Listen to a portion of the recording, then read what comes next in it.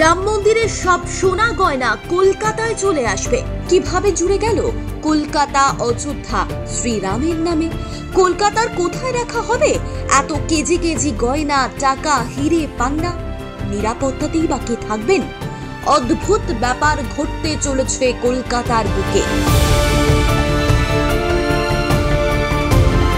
অযোধ্যায় রাম মন্দির উদ্বোধনের পর সব থেকে বড় দায়িত্ব কলকাতার কাঁধে। দেশের এত রাজ্য থাকতে কেন পশ্চিমবঙ্গ বা কেন কলকাতাকেই বেছে নেওয়া হলো রামের সব গয়না গাটি, টাকা কড়ি, হিরে মানিক রাখার জন্য? কলকাতার বুকে এমন কি আছে যা দেশের অন্য কোথাও নেই? ভারতবর্ষের হিন্দু মন্দির এবং ধর্মস্থানগুলোতে সোনা, রূপো, হিরে, পান্না সহ দামি ধাতু এবং পাথর দান করার রীতি বহুদিনের। এই দান ভারতীয় মনন ও সংস্কৃতির সঙ্গে অঙ্গাঙ্গিভাবে জুড়ে রয়েছে সহস্র বছর ধরে। তাই রাম জন্মভূমি তীর্থক্ষেত্র ট্রাস্টের কর্তারাও ধরে নিয়েছেন অযোধ্যায় রামলালার মূর্তি প্রতিষ্ঠার পর সারা দেশ থেকে ভক্তরা এসে প্রচুর পরিমাণে দান ধ্যান করবেন। এমনটা যে হবে সেটা খুবই স্বাভাবিক। আর রামের সেসব সম্পত্তি রাখা হবে কলকাতার ট্যাক্সশালে। হ্যাঁ, সেজন্য একেবারে কলকাতাকেই বেছে নেওয়া হয়েছে। রাম জন্মভূমি তীর্থক্ষেত্র ট্রাস্ট এবং কেন্দ্রের সরকার তথা অর্থ মন্ত্রক স্থির করেছে দানের বহু মূল্যবান সব ধাতু কলকাতার ট্যাক্সশালে নিয়ে যাওয়া হবে। তাই কলকাতার ট্যাক্সশাল থেকে দুই অফিসারও গিয়েছেন অযোধ্যায়। কলকাতার ট্যাক্সশালের সুদীর্ঘ ইতিহাস রয়েছে।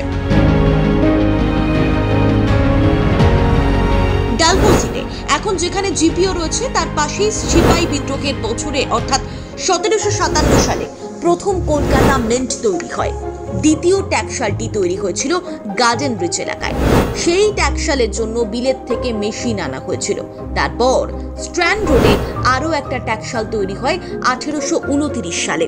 তবে এই তিনটে ট্যাক্সশাল বন্ধ করে শেষমেশ আলিপুরে বর্তমান মিন্ট যেটি রয়েছে সেটির ভূমি পুজো হয় 1930 সালে। জানা যাচ্ছে সোনার নানা ধরনের ইম্পিউরিটি থাকে। কোনোটা 16 আনা খাঁটি অর্থাৎ 24 ক্যারেট, কোনোটা বা তার থেকে কম। এই সব ধাতু গলিয়ে খাঁটি ধাতু কতটা পাওয়া যায় তার মূল্যায়ন করা হবে। সম্ভবত এই সব ধাতব বার এরপর চলে যাবে রিজার্ভ ব্যাংকের কাছে। দেশে মোট 4টে ট্যাক্সশাল রয়েছে। এর মধ্যে কলকাতার ট্যাক্সশাল মূল্যবান ধাতু গলানোর পারদর্শিতা রাখে। আবার দিল্লি লাগোয়া নয়ডার ট্যাক্সশালে যেমন মূলত কয়েন তৈরি হয়। মুম্বাই এবং হায়দ্রাবাদেও একটি করে মিন্ট রয়েছে।